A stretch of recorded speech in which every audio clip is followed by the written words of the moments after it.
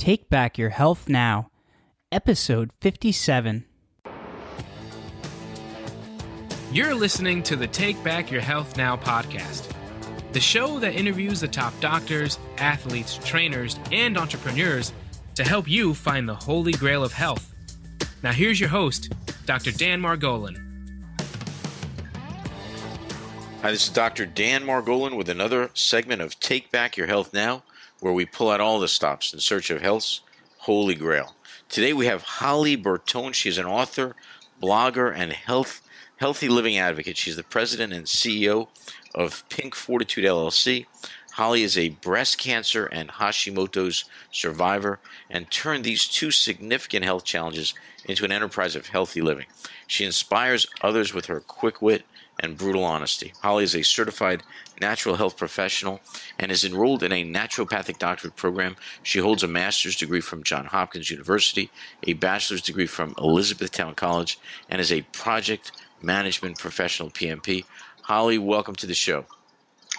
Hello, Dr. Dan, and hello to all your listeners, and thank you so much for having me. I really look forward to connecting with everyone today. We're very excited to have you on board. Holly, just go ahead. What is and why did you start Pink Fortitude?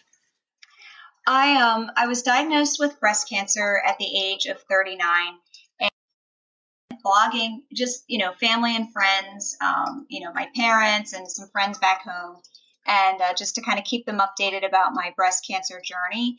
And it really just kind of grew from there.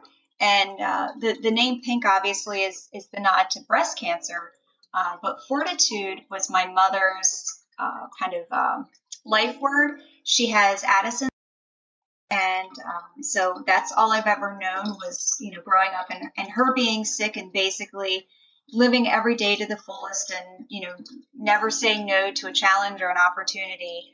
So that's how Pink Fortitude came to be. Well, Holly, let me ask you, were there any signs? How did you find out that you had breast cancer? Actually, there were no signs. I was kind of your, pretty much average healthy person. I ate relatively healthy.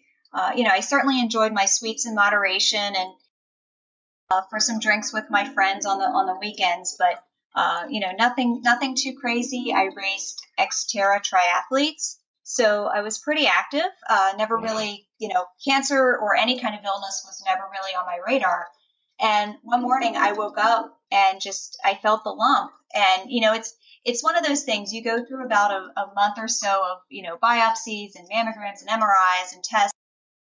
But, the second you feel that lump, every other breast cancer survivor I've ever spoken with, the second you find it yourself, you just know what's going on. So, wow. My doctor said, interestingly enough, my doctor said that, I went through all the BRCA test and everything, in terms of genetics was negative. My doctor, I remember she put her hand on my knee and she said, lightning hit. Sometimes this just happens. And at the time, I accepted that because after you look for the why, or how did this happen? Why did this happen? What did I do wrong?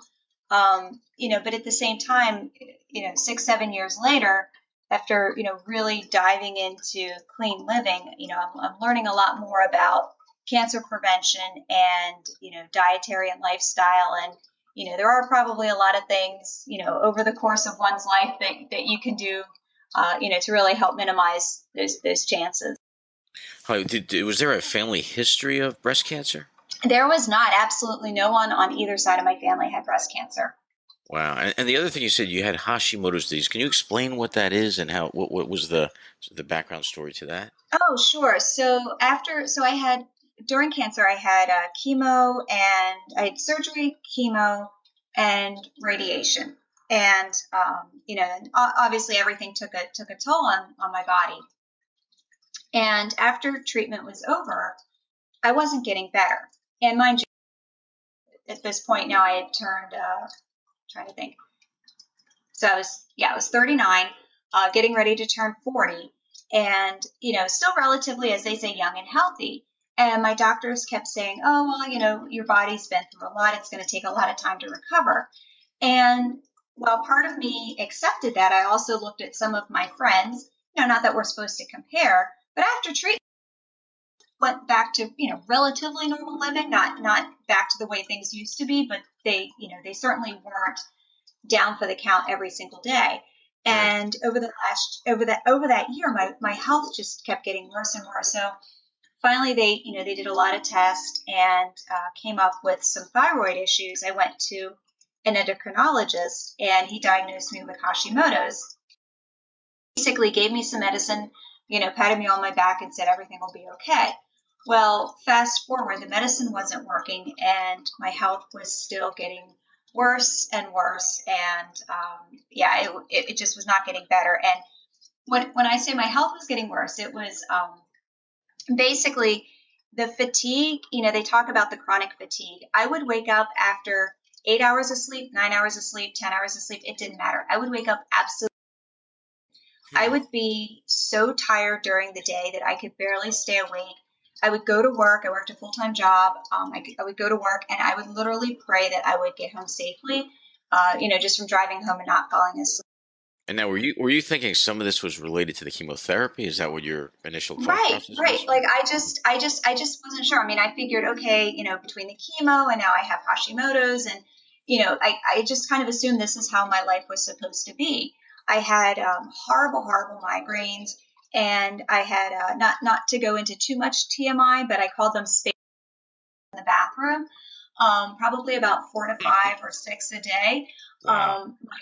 My GI tract was completely wrecked. Horrible IBS, and I just I was miserable. But I'm like, okay, I have, I was married. I have a stepchild to take care of. I have a job. I have a family. I have a life to live, and I just kind of assumed that that's how I was supposed to be. And then I was actually reading, I'm not sure if you're familiar with Dr. Amy Myers, but I was actually reading one, and it really just kind of hit me that, well, I always assumed my lifestyle was relatively healthy. It really wasn't clean. And that's kind of where the switch turned on in terms of really taking ownership and taking back my life. So I'm not familiar with Amy Meyer. So just give like what was it that she said in her books? So she's a thyroid expert, and with the Hashimoto's, it's basically both thyroidism and a very sluggish thyroid. And a lot of what she recommends is pretty much a clean lifestyle, taking out sugar, processed foods, gluten, dairy, and then also cleaning up your environment in terms of toxins in your home, makeup, cleaning supplies, etc. Wow, So it's really a whole like change for you, I it imagine. was a complete lifestyle change. And you know what? I did the dietary change overnight, and it didn't really phase me too much. I actually found out that part of it was a lot of what do they call leaky gut, and I had a lot of food kind of allergies and issues, and that cleared up the IBS and the migraines almost instantly. And What were the foods that you cut out? What were the oh or what goodness, you added? I cut out gluten, dairy, pretty much sugar, processed foods. If it came in a box or a can, I really didn't eat it. But then I learned, different foods like pineapples, kiwis, jasmine, peanut butter, things like that. Like it was basically an elimination diet. And every time I had a reaction, I went back and I tracked all the foods that I was eating, and then had to pretty much try to eliminate and figure out which one was causing the Wow. issue. So you're almost looking at this scientifically and saying, "Hey, if I eat this, I react like this," and you just started cutting things out. Exactly. So yeah, so it was really almost self-diagnosed, and it was at that point when I realized that my doctor wasn't helping me. So I fired him, and yeah, I know. And I found a new doctor who, could really. She actually changed my medicine, and really kind of worked with me. Did a lot of diagnostic tests, and worked with me on all the food issues as well. Holly, that brings up a good question. So somebody that is being treated by a doctor that maybe is not getting the results, or they don't know whether they're getting the results or not because they're just not feeling that good. How do you go about finding somebody that you trust and that you feel is a good doctor? I actually just asked around. I think part of it is, we as a society are kind of programmed to think that doctors are like gods, that they know everything, and that they were put on this planet to help us. And while I absolutely believe that, I mean, you're a doctor. I'm in school to become an all doctors, I think, or most doctors have good intentions on helping their patients. Absolutely. I think that there's a lot lacking in terms of both education beyond medicine, and that, I mean, by that I mean prescribed medicine. And then also, we're also in a society where insurance dictates, you have 7 to 10 minutes per patient, and you can't really get to the root cause of what's going on. So I think part of it is understanding that if you're not feeling better, while your doctor probably has your best interest at heart, they may not have the time or all of the information. So you really need to be your own best advocate and your own best doctor. So I And imagine this was a little bit of a change of viewpoint for yourself as well, right? Going oh, into this. absolutely. I mean, I held all of my doctors, in such high regard, and still do. But it just kind of comes to a point where, and I saw the waiting room in his office, and I just realized he wasn't, even if his best intentions were to help me feel better, he wasn't equipped. He didn't have the time, he didn't have the Right. resources, and I ended up. I pay out of pocket currently for my doctor, but she gives me an hour to go over everything every 3 to 4 months when I see her. So say that again, Holly. I missed that part. I'm sorry. Oh, I said the doctor Holly, that I can you hear see me? now. Oh, are you there? Yes. I'm sorry. I lost that last sentence. Oh, okay. The doctor I see, I actually pay out of pocket, so it does cost us a little bit of extra money. But she spends an entire hour with me, so that hour is absolutely worth it in terms of my healing. Every 3 to 4 months. And in that hour, like, is she ordering tests, or what is it that she's looking for? Is she also sitting with you and analyzing your diet? How does that whole thing work? Right. She analyzes my diet. She orders tests. We in terms of lifestyle issues. She asks about what's going on. I recently had some issues at my full time job where I had to resign, and some stress issues, and we were really looking into how the stress was playing a part in my health. I actually had a little bit of a flare up, and my health was I was on the trajectory of getting better, and then all of a sudden it started to get worse again. So things like that, like she can really dietary changes, and order the correct prescriptions versus just whatever hot drug seems to be on the market. Right, right. Now, is she more naturopathic based, or is she more prescription medicine based, or a The combination? the current doctor that I see is a functional doctor. So she's right in the middle. She is all for prescribed drugs, but she's also for natural approaches to healing as well. So pretty much look at both evenly. I'm on a lot of different supplements. Again, have a very clean eating at this point. Lots of fruits and vegetables, and and then I've also taken all the toxins out of our home, or at least as many as I can. I make a lot of my own, homemade cleaning products, and all natural beauty products and Really? things like What that. what Yeah. what I like what would be a product that we have in our homes right now that is toxic that we might not be aware of? Oh goodness, everything. I mean, you're cleaning your all-purpose cleaners, your Febrezes. They all have different. Your laundry detergent. Um, those dryer sheets. They all have different chemicals in them. That a lot of them have endocrine disruptors, which can cause harm, especially for individuals with autoimmunity. So I make my own laundry detergent. I make my own window cleaner. I make my own all-purpose cleaner. No kidding. Well, okay, Yeah. show us how would you do that? How would you make your own laundry detergent? What would that I have a lot of recipes on the blog, and they're really easy to do. I use essential oils, and then I use all natural ingredients. It depends on the type of cleaner, but I use a lot of like baking soda, Castile soap, vinegar, essential oils. I keep it really basic. I mean, pretty much, if your grandmother was using it, that's what I use. Wow. How does your family react to your change? I am right.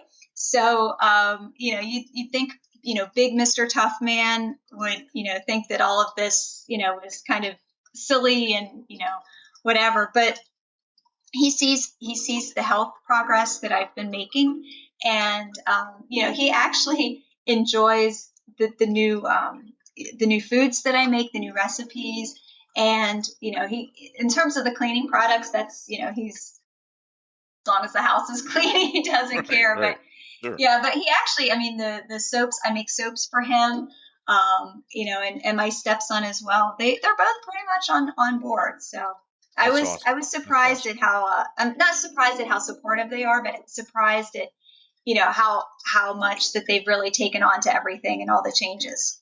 You talked about the sort of the chronic fatigue after the diagnosis of the Hashimoto's and after the chemotherapy, and you talked about all the change that you made, both as far as environmentally and food. Was there a moment where you woke up and you said, "Hey, you know what? I'm not that tired"? And if so, what was the biggest change that you made that you feel got you to that sort of that breaking point, if you would? So my mother has this thing where she keeps track of happy health days, and for her with her Addison, she's 72. So a good health day is relative to someone who's 25 and no health issues. So I Right. kind of taken that on myself, and this past year, I only had a handful of good health days. I mean, days that I literally, now, mind you, I still pretty much take a nap every day, but days that I would wake up and say, wow, I actually feel like I can take on the day and get things done and conquer the day with, you know, relatively little pain, so to say. Right. And actually had some recent issues at work, some management changes, some job changes that caused a lot of extra stress. And my doctor and I kind of went back and forth, and husband as well, and we made a big life decision to actually resign from my job, seeing that the options were to try to find something else, or to actually be home full time and to focus on my health, focus on my family, and then also be able to really work on my blog and my business. And at that point, about 3 weeks after I resigned, 10 happy face health days in a row, which Wow. was just, yeah, I mean, it made me feel so good. Now, mind you, the next 2 days were bad health days. I was pretty much flat out. But Sure. at the same time, I saw that, I didn't even have 10 happy health days all year. So it's been, not saying everyone needs to go out and quit their job if they're not feeling good, but, really take a look at those stressors in your life, and, really take a look at those hard decisions. But it is interesting, it is interesting when people talk about stressors many times, or if not almost every time, they're talking about other people that Right. have either entered their life. Usually it's somebody entering their life, but sometimes it's even somebody leaving their life. So in Right. your job situation, that was pretty much what was going on. You just were having a difficulty with the people, I guess. Right. And it was over a course of quite some time. It wasn't like, I just kind of came in, had a bad day. So Right, right, it right. was, it was progressing, but, was that when it first started, I started things like, meditation. So, my morning, I started a routine, and, have done it consistently every single day. Wake up with gratitudes, prayer, meditation, and Bible devotion. So, that has all, really helped me to, keep my calm, keep my focus, and, help with the stress level. But at the same time, chronic stress on top of is like gasoline on a fire. Sure, So, sure. as much as I try to, do the things I, on my own, I still had to make those choices. And what about exercise, working out? Do you taking long walks, those kind of things? Do you do that? Right now, my adrenals are in the red zone. I'm still dealing with some pretty severe adrenal fatigue. So until my adrenals are healed, I'm not really clear to do a lot of kind of normal exercise. So Okay. my exercise is I can take some walks a few times a week. Maybe 1 to 2 miles. I take a yoga class one time a week, and actually want to start doing yoga a few more times a week as well. And then some stretching, some light weights, and maybe I'll do some jump ropes or things like that, just to stay Sure. active, but Right. Just to not. get the motion going. Sure. Sure. Right, right. I mean, laying flat out is not, doing high intensity exercise is not good either. So, You got to find that happy medium for yourself. right, You right. really That have to know gentle your own movement. body. Yeah, It seems like your journey has been a journey of really understanding your body, what works for you, and actually sort of cleaning out the environment and suiting it more for what your body is able to tolerate at this point. right. And I can pretty much wake up and know that, okay, today's a good day. I can go for a walk, or you know what, instead of going for a walk, I'm gonna go out and weed the garden for an hour, which is great exercise. So, for me, it's more of that kind of gentle movement and, just keeping my body in motion. Gotcha. Now I'm looking at your the website, the Hardy Soul, right? And it says here there's different articles that you wrote. Let me just read some of the names. I love these names, but here's one of them. There's one way to check for ovarian cancer that nobody talks about. Another is 32 recipes that won't spike blood sugar, store or make you bloated. Another is a woman adds turmeric, coconut oil, and black pepper to make her own pain blank, I guess. And it says next one is does wearing a bra increase cancer risk? What every woman needs to know. And then anyone who doesn't want to get cancer needs to do this for the next for 10 minutes. So could any of those, just jump into any of those. I love those titles, but how tell us a little bit about your journey in writing these things and maybe jump in on any of those subjects. Oh, so I was actually very honored. The Hardy Soul asked me to be a contributor for them. So I've been writing for them probably for about the past 6 months or so. And, I've really enjoyed, come up with on my own. Some of the ones are, the ones that they kind of recommend that I dig in and do some research. I think the biggest one for me was the turmeric article, just because I hear so much about how turmeric can help soothe inflammation and calm inflammation, how good it is for you. But it's first of all, it is. It gets all over the place, right? The yellow dye kind of gets everywhere, so it's kind Right. of messy. And number two, I'm not a fan of the taste. So I always what's good for you, but I'm kind of scared of it. So researching that article was actually really good, and now I am a turmeric junkie, so to say. Are you? Okay. Yeah. How does coconut oil and black pepper relate to it? So the coconut oil, I mean, coconut oil is just, I mean, there's a million good things, about coconut oil that's good for you, but the black pepper and the turmeric, they have compounds that interact with each other that really help to bring out the best healing properties in each other. Wow, I had never heard that. And what you would use this? What would you use this for? Like if you were in some sort of discomfort, if you had arthritis, is that when you would use it? It's really good to help with inflammation. So yeah, so any kind of arthritis, any kind of chronic illness where your cells are inflamed. But in fact, my husband actually just fell off a ladder and had some back issues. So I was making these capsules for him every day, and he was actually enjoying it and healing from them too.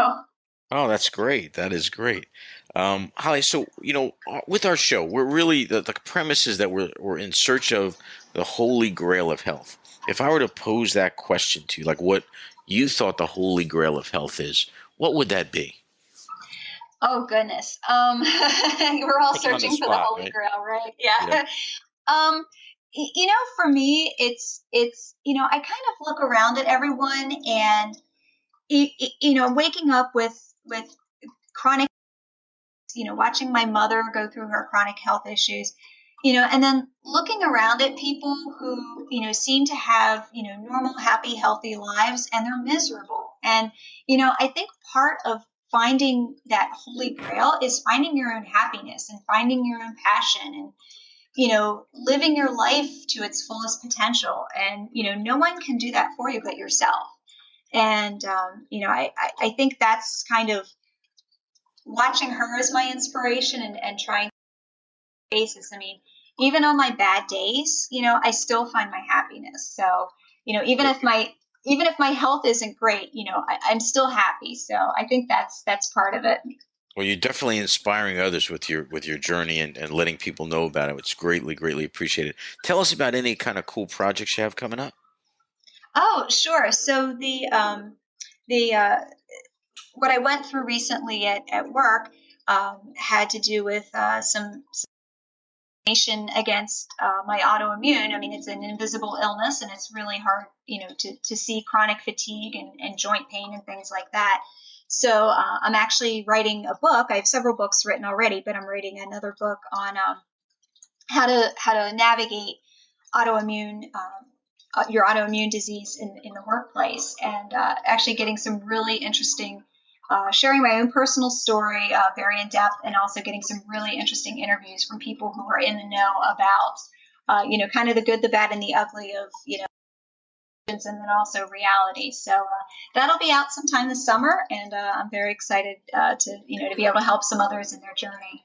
Well, we're looking forward to. I had one other question for you before. We had interviewed somebody with chronic fatigue who also related that to mold and spores and things like that. Have you looked into that area? Have you found out anything in regards to that? I have. We have done some mold testing. I worked in an old government building, so I can only imagine that the mold was, very prevalent there. Every home has, its own share of mold issues. We did have some mold testing, and our home, seemed to be pretty clear. So I don't think that was one of the issues. But it is. I mean, it definitely can be. Great. Holly Bertone, how would people that want to get in touch with you, read more about your books, how would they get in touch with you? Oh, sure. So my blog is pinkfortitude.com. And for all of your readers, if you hit pinkfortitude.com and then do a / and then the word thank, it'll take you to a page where you can download a healthy living and also a free health tracker. And every once in a while, I put some other freebies out there as well. So I'd love to connect with all your listeners.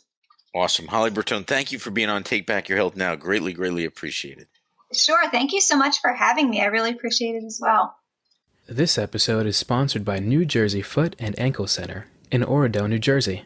Remember, when you have a foot problem, you've got a foot doctor in the family. Weekend and evening appointments are available. Call us at 201-261-9445. Once again, that's 201-261-9445. Thanks for listening. Check out the show notes over at drdanspeaks.com. If you're loving the show, head over to iTunes and leave us a review, and we'll catch you next time.